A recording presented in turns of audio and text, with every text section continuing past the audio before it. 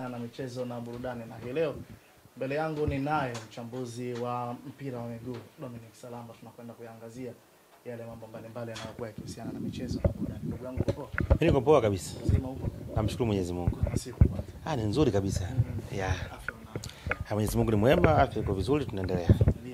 Familia tuko poa. Bwana, basi mimi nianzie hapa mambo mbalimbali yanayokuwa yakihusiana na michezo na burudani. Weekend hii Ligi Kuu Tanzania Bara imeendelea tena. Mchezo wa kwanza hapo jana ilikuwa ni dhidi ya Young Africans, lakini baadaye tukamshuhudia tena mnyama Simba majira ya saa moja. Nianzie kwa mchezo wa mapema. Kwa namna ambavyo umeitazama Young Africans, ni timu ya namna gani chini ya kocha Pedro? Unaona inazidi kuendelea kuimarika kila inapoitwa leo? Binafsi nikisema niangalia Yanga ni kama timu ambayo inajaribu kurudi katika level au rhythm ambayo ilikuwa iko nayo.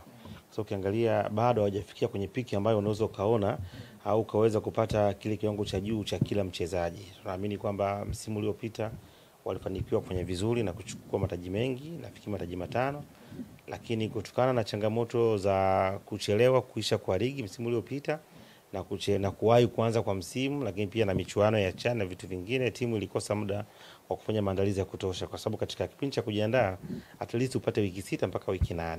Kwa hiyo baadhi ya nyota viwango vyao viliweza kushuka, wote tulishuhudia baadhi ya nyota ambao walikuwepo, lakini pia kwa sababu muda ulikuwa ni mdogo wakakosa muda mzuri wa kufanya mazoezi na hawakuwa kama timu, kwa sababu nyota walikuwa wamegawanyika, hawakupata nafasi ya kuweza kujiandaa wakiwa na wachezaji wao wote 30 kadhaa ambao wako nao. Walikuwa na training kwa makundi, kwa sababu kuna baadhi ya nyota walikuwa hapo kwenye chani, wengine bado walikuwa hajafika na wengine wakaja wakasajiliwa.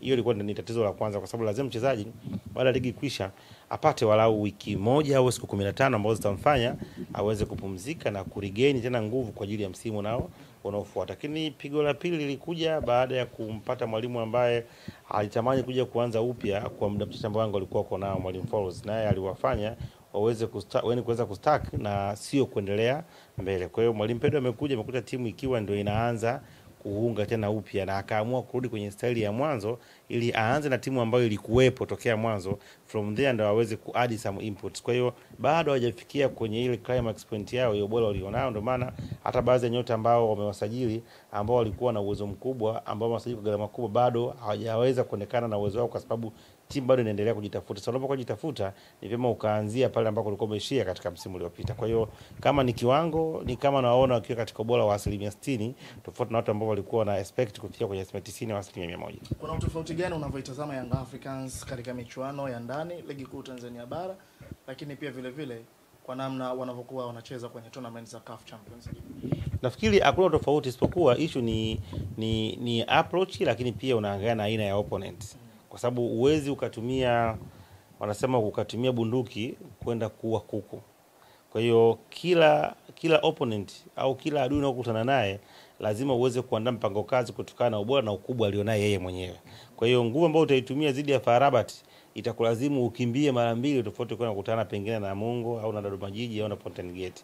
Kwa hiyo wanachokifanya, wamegundua kwamba michuano ya kimataifa inakuhitaji utumie energy kubwa na ni tournament ya muda mfupi. Ligi inahitaji issue ya kuweza kukusanya alama. Kwa hiyo cha msingi tu ni kucheza katika mazingira ambayo yatakufanya uweze kupata alama. Lakini pia wamegundua kwamba michuano ya kimataifa inatakiwa uwe na your best squad, yani timu yako yote bora uwe nayo kiwanjani. Lakini kwenye ligi unaweza ukarisk kwenye baadhi ya maeneo. Unaweza kusema okay, leo kwenye namba 8 labda nisimtumie Mudathiri haya, nimtumie Alasani Koma, nimtumie Spinani. Kwa hiyo yale mabadiliko ambayo mwalimu alikuwa anatamani kuweza kuyafanya anaweza akafanya kwenye mechi za kawaida, kwa sababu hata ambao atakwenda kuwatumia, hata kama atakuwa katika uwezo wa juu, lakini hawezi kuwa chini na opponent anayokutana nao. Yaani leo hii mchezaji ambaye Yanga hapangwi, labda kina Dennis Nkane au kina Faridi, bado akienda timu kama Fountain Gate anakuwa ni superstar kwa sababu ana kiwango kikubwa. Kwa hiyo nimeona kwamba ligi wanaitumia ikiwa ni sehemu ya kuweza kutengeneza ubora wa timu yao ambayo inakwenda kupambana kwenye michuano ya klabu bingwa barani Afrika.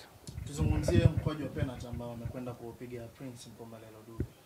Watu wengi wanazungumza na kusema kwamba haikuwa clear penalty, isipokuwa tu ni makosa ambayo mwamuzi ameyafanya kwa kuwapa Young Africans unfavorite ya kwenda kupiga mkwaju. Nafikiri mpaka saa hizi sio sisi, sio mashabiki, sio wanaorusha, hatukupata clear picture ya ile jambo lilotokea. Hakukuwa na kamera ambayo ingeweza kuonyesha direct kama mpira aliugusa au hakuugusa. Si unaelewa? Labda unless kama utakuwa una picha ambayo unaweza kuona direct wa mpira uligusa kwenye kifua au kwenye mkono. Kwa hiyo itoshe kusema kwamba mwenye kuweza kujua ilikuwa ni penalty au sio penalty ni mwamuzi aliyoamua. Kwa sababu hata ukiangalia picha za marejeo ya video bado hazionyeshi moja kwa moja kama ule mpira ulikuwa umegonga sehemu gani ya mwili. Pengine walikuwa wamekosa ile ya side camera kuweza kuonyesha au nyuma ya goli. Kwa hiyo itabakia tu kuwa tunazungumzia hisia. Kwa sababu sisi itakiwa tuzungumze baada ya kuona marejeo ya picha ili tupate comment tukireflect marejeo ya picha kwamba ilikuwa au haikuwa. Kwa binafsi nashindwa comment kwamba ilikuwa au sio kwa sababu sijapata exactly leo uthibitisho wa picha yoyote ukionyesha kwamba ule mtu baada ya kwenda ule mpira either ni kifuani au ulikuwa mpira kwenye mkono.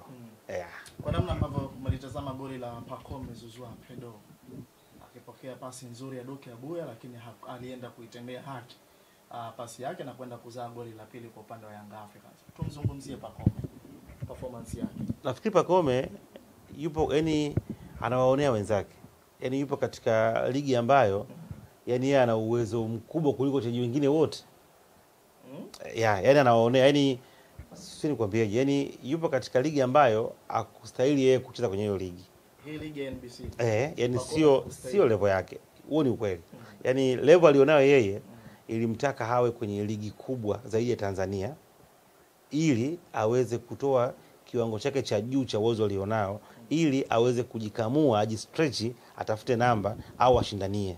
Lakini hapa hata kama hayuko fit bado utamuona yuko fit. Kwa sababu hapati ule ushindani. Unaona? Kuna vitu ambavyo anavifanya katika ligi uwezi kumuona akifanya katika klabu bingwa. Si unaelewa? Kwa hiyo nafikiri anafanya kwenye ligi, kwenye klabu bingwa hawezi kuvifanya kwa baadhi ya mechi kwa sababu anakutana na level ambayo ndio level yake. Kwa hiyo ni mchezaji ambaye kuendelea kumjadili inakuwa ni kutotendea haki wale ambao tunakuwa tunamlinganisha nao kwa sababu sio level yake. Kwa hiyo huyu ni exception kwenye ligi yetu. Wale wanaona kumfananisha Pacome na Morris Abraham. Brother. Utani. Hamna mpira, huo ni utani. Na ni kumkosea heshima huyo kijana kwa sababu ni kumpoteza. Sio level hiyo. Yaani hayupo kumkompea hata mtu mmoja. Hayupo. Yuko level nyingine. Kwa hiyo ibakie tu kukompea wengine. Yaani leo unataka kwanza kumkompea Pacome na Morris Abraham. Wakati Pacome huyo Morris hajafikia hata uwezo hata wa Mudathiri Yahya, hajafikia hata uwezo wa Duke Abuya, hajafikia hata uwezo wa Maxi, hajafikia hata uwezo wa Chasambi. I'm telling you. Kama kweli unaangalia football, Morris hajafikia uwezo wa Chasambi. Anakimbia tu sana kiwanjani. Anakimbia, lakini kwa maarifa amfikia Chasambi. Lakini wameamua kumselect. Tuna ligi fulani hivi, tuna aina fulani hivi ya jamii ya mpira wa Tanzania. Ni watu ambao wanaweza wakasema nyekundu nyeupe na watu wakaamini. Yaani hatuishi kwenye uhalisia. Tunaishi kwenye hisia. Yaani wachambuzi, wanahabari, sui nane wadau hawauchambui mpira kwenye uhalisia. Wanachambua kwenye hisia. Yaani they use hisia. Unaweza ukaona hata jana mtu kafunga goli katika mazingira ambayo hata mimi ningefunga, tayari leo ni talking of the town kwa Jabili. Sasa ukikaa ukiangalia hizi sifa mbona haziendani na kilichofanyika? Ndio mpira wetu uko hivyo, ndio tumetengeneza hivi yani. Kwa sababu unaweza kaamua leo hii just imagine angalia walivyomkuza Yakubu goalkeeper. Yaani wamemkuza Zifu ni kipa ambaye wakati kipa kawaida tu. Kuna wakina Yona Amosi, wakina Msheli wanafahamu hata yeye, lakini ndio mpira wetu tuko hivyo. Kwa hiyo kuna wakati yani unaweza leo ukaambiwa leo Diala ni sawa na Yakubu na watu wakajenga hoja kabisa. Yaani kesho mtu akatoka kajenga hoja akasema Yakubu ni bora kuliko Diala na akawa na fact zake akaka pale na ikaclick na watu wakaamini. Kwa hiyo chochote kama tunataka kufanya kwa Tanzania kinawezekana. Pata tu media kuzungumza, ukipush kinaenda. Chochote kile.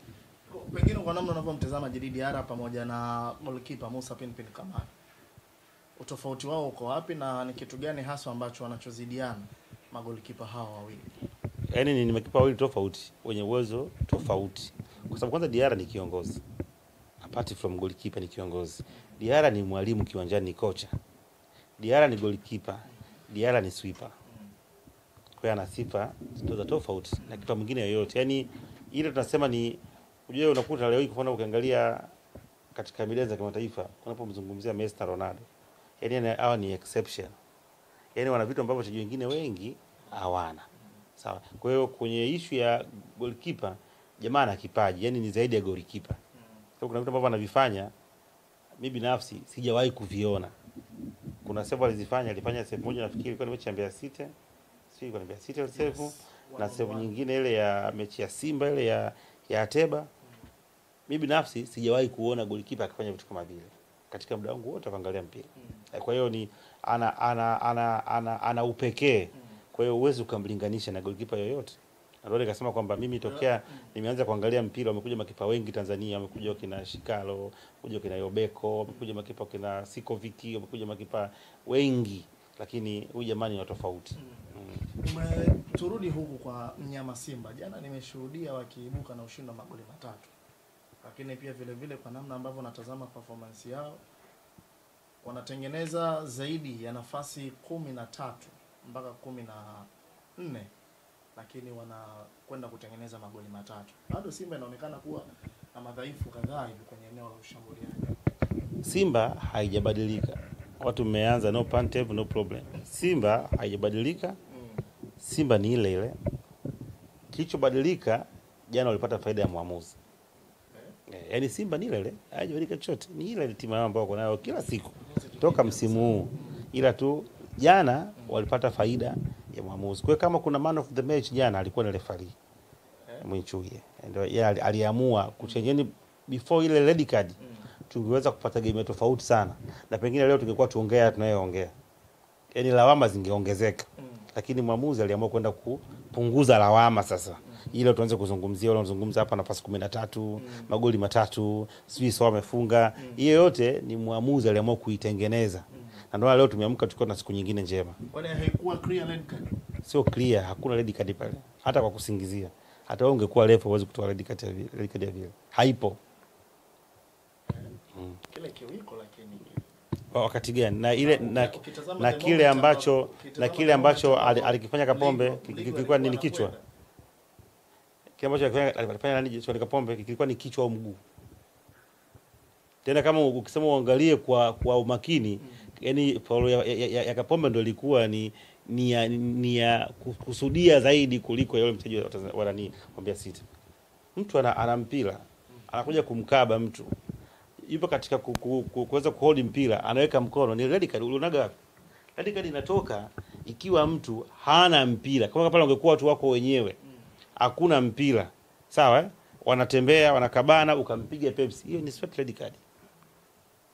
Ni moja kwa moja, sababu mpira haupo, hamna mpira chochote cha ukampiga mkono au mguu tena, ile sio kadi kokote. Na hata wenyewe nafikiri Simba walishangaa kwa sababu kuna kadi nyekundu, lakini mwamuzi aliamua kufanya badiliko yake, akafanya vile, ndio mpira wetu. Kwa hiyo pale hakuna namna yoyote. Kwa hiyo ni kama favorite ambayo ilikuwa inatembea. Sio kama ni favorite. Ukisema kama ni kama uamini, kama una uhakika. Hakuna kadi pale. Hapa hamna kadi. Hata ya njano pale hakuna. Sio nyekundu, hata ya njano pale hakuna. Lakini alihatarisha maisha ya mchezaji mwenzie Antonio. Brother, ule sio muziki, ni mpira wa miguu ule. Tukianza kudiscuss mambo ya kuendesha mpira hapa, basi mpira bitu tuende tukacheza siku kwenye swimming pool. Tunacheza mpira. Mpira ni mchezo wa kiume, pia ni mchezo mgumu, mchezo wenye ushindani, matumizi ya nguvu. Mwamuzi anawajibika kuweza kulinda na ni usalama wa wachezaji, lakini sio vile. Ile sio red card, ile sio kadi ya njano. Unamuita, unamweleza kwamba hakikisha kwamba unacheza katika usahihi. Kwa sababu yeye ndo alikuwa na mpira. Sawa? Alikuwa ametanua mpira katika kutaka kuodi mpira. Yule kaja akajigonga kwenye kiwiko. Kwani ushashuhudia mara ngapi mtu anampiga mtu mara ngapi? Nyingi tunashuhudia. Sio mara moja, ni foul ambazo zipo siku zote. Zipo. Nirudi huku bwana, tuzungumzie kiwango cha Morris Abraham. Goli lake la kwanza ndani ya ligi kuu Tanzania bara NBC Premier League, lakini baada ya kufunga kuna namna ambapo alionekana kama akiwa analia, haamini ya kile kitu ambacho kimetokea huko jana. Mimi binafsi ninakubali, ni miongoni mwa vijana ambao wana vipaji vikubwa vya mpira. Wote hao kina Yakubu, wakina Mligo, wakina Wilson Nangu, wakina huyo Abraham Morris, na wakina Chasambi, vijana ambao wana talents kubwa. Ni vijana ambao wanatakiwa kuendelea kukuzwa ili baadaye waweze kumaintain performance walizonazo na kuja kusaidia taifa. Lakini sio vijana ambao kwenda kuwatumia leo. Yaani leo hii uwezo ukaamka ukasema na kwenda klabu bingwa ndio unawataja hao wachezaji. Uwezo kufanikiwa. Kwa sababu ni vijana wadogo, they need to be much more experience kwenye kucheza. Ni kama umeona Yanga wamechukua vijana wengi. Kwa kina Casemiro, si nani wako ndani mwe. Maana yake unawatumia ili wapate experience. Leo hii inatakiwa unakuwa na mtu kama Mpanzu yupo kwenye kiwango, unakuwa pengine mtu kama Saido au Chama au Okwi, na natoa watu ambao walikuwa wanafanya vizuri, alafu unakuwa una Morris Abraham pembeni. Kwa hiyo unampa dakika 10, 15, usimpe pressure. Sasa ukiwa unafika hatua ndio anakuwa star wa timu, maana timu imeishiwa. Kwa maana hiyo tuseme Simba imeishiwa. Hawa ni maana sasa ndio yani ndio superstar wa timu, maana hapo kuna changamoto. Leo unakaa unakwenda klabu bingwa unabeki mligo. Yaani ndio panga pangua. Hapana. Inatakiwa unakuwa na Mohamed Hussein yuko, afu unakuwa na Mligo. Unakuwa na Chemalon, unakuwa na Nangu. Kijana anakuja anapita mule. Anakuja kujifunza kuja kukaa baadaye. Kwa hiyo ni vijana wazuri ambao wanahitaji muda.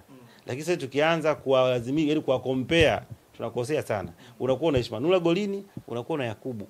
Kwa sababu Yakubu afikie hata kiwango cha Ali Salim. Yakubu, mimi nakwambia kweli. Afikii kiwango cha Ali Salim. Ila kwa sababu ndio mpira wetu uko hivyo unavyoenda. Trending kidogo. Kidogo na watu wanaamua tu. Mtu anaweza kukaa kwa sana na mtu akasema utacheza mpira na kweli uchezi. Sababu nikwambia leo hii kwa nini Ali Salim leo hayuko Simba? Wewe unasema kiwango kilikuwa kimeshuka. Wewe unaamini hiyo kitu? Kiwango kimeshuka. Hakuna kitu kama hicho. Yaani leo ukiangalia kama kaza pale kwa fanya Ali Salim na huyu. Sasa ndio watu wanaanza kama kupoteza au kurudisha. Huyu kijana bado anahitaji muda mwingi wa kujifunza. Lakini ametoka JKT national team na kesho tutamka asubuhi unaambia watu wanaanza kusema Tanzania wani. It's possible. Wameshaanza sio? Sasa wanachokwambia. Wanamuita Tanzania wani. Yale magoli ambayo amefungwa kule na ile mechi ya dhidi ya Stade Malini, kipa mzuri umfunge magoli yote mawili. Na mimi nakwambia. Yale magoli ambayo amefungwa Yakubu Suleiman. Kipa mzuri umfunge. Anahitaji kukua. Lakini sisi akishafika tukio anataka yani anaanza darasa kwanza kesho anataka form 6 amalize au chuo. Haiwezekani. Mpira una njia zake unakwenda. Tuzungumzie performance ambayo dakika 5 ambazo ameingia Mohamed Bajaber. Anaingia, anakutana na pasi nzuri baada ya kumchambua goalkeeper Steven Dese. Sema anakutana na boko la mlinzi wa Tanzania wa Mbeya City. Sio pasi. Boko. Ile simuona movement ambayo ameifanya Steven Dese Mkwala. Ilianzia huo mpira ulitoa. Pasi simetoka imepigwa pasi ya pembeni. Mkwala akaenda akakimbia nayo kwenye ile na nani? Alipigwa nani? Alipiga ile pasi imeanza kutoka kwa Morris. Akaizungusha kwenda kwa mlinzi wa Mbeya City kajichanganya. Badala ya kumrudishia mpira golikipa akapiga pasi katikati anakutana nayo Mkwala. Kipa anakuja anamchambua anapiga pasi. Kijana Bajaber akiwa yuko peke yake ndio ameingia kiwanjani. Hana pressure yoyote. Anafunga. Lakini si unaona ndio nasema anafunga. Yaani kwa pale ambako alikopata ule mpira hata wewe ungefunga, hata mimi ningefunga. Hiyo sio issue. Lakini cha msingi alikuwa kwenye right place akaona goli akafunga. Sawa? Ilikuwa ni receiving nzuri, akainua macho akafunga. Kwa ni goli zuri. Na kuzingatia kwamba ilikuwa ni mechi yake ya kwanza. Sasa yanayoendelea badala ya hapo ndio sasa ndio haya ambayo mimi nakuwa siyaelewagi yani. Unaelewa? Yaani ambao baada ya hapo sasa kwa sababu from there hakufanya kitu kingine cha tofauti mpaka mpira umekwisha. Lakini leo ndio talking of the town. Na kesho mtasema Bajaber ni bora kuliko hata Zikia Londoka. Tomorrow ndo mtazungumza. Situko hapa? Nipe siku 2 tu. Sasa hapa mnakuwa muwasaidii, mnakuwa mnawaharibu. Kwa hiyo hakuna kitu cha ajabu. Kubwa tu kwamba ametengeneza records kwamba ameingia touch yake ya kwanza akafunga. Hiyo ni record ambayo ametengeneza. Lakini sasa tukianza kwenda extra sasa.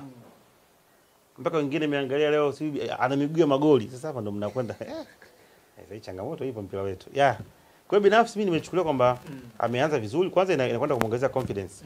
Kwa sababu alikuwa hayupo muda mrefu kwenye timu. Ndio mechi yake ya kwanza.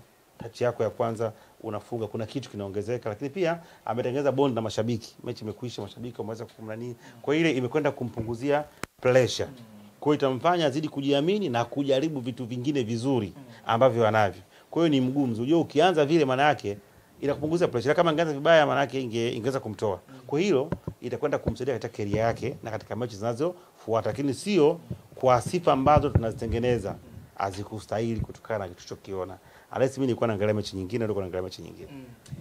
Unaiona Simba kufuzu hatua ya robo finali michuano ya kimataifa ni hali kwenye kundi lao wanashika mkia wakiwa na alama 0? Kwa maana ya mahesabu ya calculations ukisema afuzu utakuwa unakosea kwa sababu amefungwa mechi 2 katika mechi 6, maana yake ana uwezekano wa kupata alama 12 kimehesabu, kwa maana calculator hiyo inawezekana, na 12 katika klabu bingwa tu ya makundi, maana yake unafuzu automatically kwenda katika hatua ya robo final. Lakini katika uhalisia ni ngumu kwa sababu anachokionyesha alichonacho na opponent wake ni vitu viwili tofauti. Yaani leo ukiangalia mpira wa Esperance ambao nimeuangalia mimi mechi zake zote mbili ya Stade Malien na mechi ya Petro, nikimwangalia na Simba hii sioni Simba ikitoboa, whether iwe ni ugenini au nyumbani. Kwa hiyo siwaoni yani kifootball sioni akivuna alama katika mechi za Esperance zote mbili. Akajitahidi labda nyumbani alama 1, lakini kule manake naona kwamba anakwenda kuacha alama nyingine 3 ya Tunisia. Kwa hiyo atakuwa anabakisha alama ngapi? 9. Katika 9 hizi ana mechi moja ya away dhidi ya Petro. Maana tunazungumzia aanze kupambana kwenye alama 6 saje 6 anaweza kafuzu. Sasa itakuwa changamoto nyingine ya kuizungumzia. Yeah. Lakini uwaone kabisa. Kwa maana ya football mimi sioni akiwa na nafasi. Kwa performance yake. Na sio tu kwamba mechi 2, hata Azam kafunga mechi 2, Singida kafunga mechi 1 akadraw 1. Naona kwamba Singida na Azam wanaweza kawa na nafasi kidogo at least kuliko hata Simba kutokana na nilichokiona. Sawa kwa tathmini yangu mimi. Ingawa hata Yanga bado hajafuzu kutokana na aina ya kundi lonalo. Ila kama utamokuta asilimia pekee Yanga na asilimia 40 ya kuweza kufuzu. Kwa sababu mechi ambayo itakayoamua ni mechi ya Ahli nyumbani na ugenini. Lakini ukisema uzipange hivi Simba ndipo kwenye wakati mbaya zaidi kwa sababu si kwamba hana alama, hata Azam hana alama, lakini kikosi chao kina mapungufu kuliko Azam ambaye naye pia amekuwa hana alama. Kwa namna sasa ambavyo unaitazama Simba kwenye michuano ya kimataifa, unadhani ya kwamba kilichokuwa kikiwaangusha kikubwa zaidi ni alikuwa meneja Dimitri Pantev? Si kweli.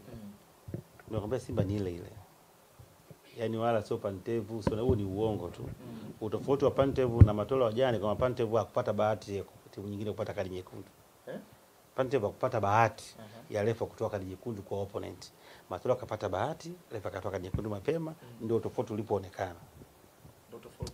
Lakini hakuna utofauti wote. Shida ya Simba ipo kwenye kusajili. Wachezaji wao waliowasajili tofauti na malengo wanaoyaimba kila siku kwa watu ni vitu viwili tofauti. Yana viendani.